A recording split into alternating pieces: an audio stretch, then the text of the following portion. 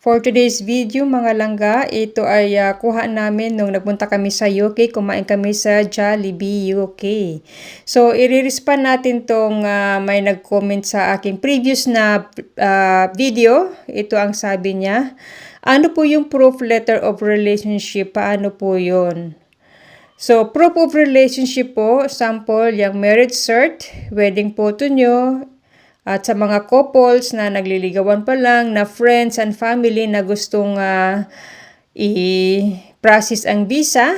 So, yan yung mga emails, letters, texts, etc. para po ma-determine kung ang couples relationship are genuine. Siyempre mga langga, ina-assist siya ng mga officer kung talagang ang marriage nyo ay is authentic. So, pakitaan mo ng mga photos, mga email, messages, ganyan. So, para ma-prove na talagang totoo yung relationship nyo sa family, friends, and husband.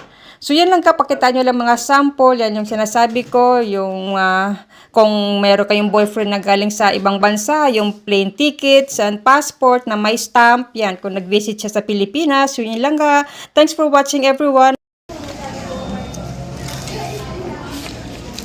Chicken Joy.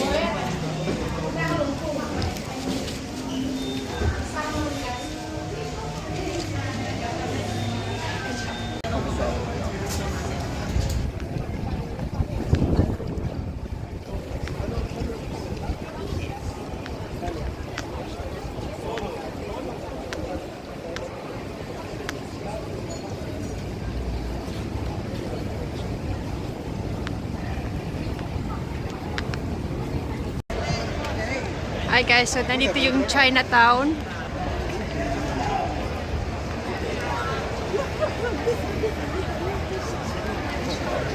Ala, umuulan na.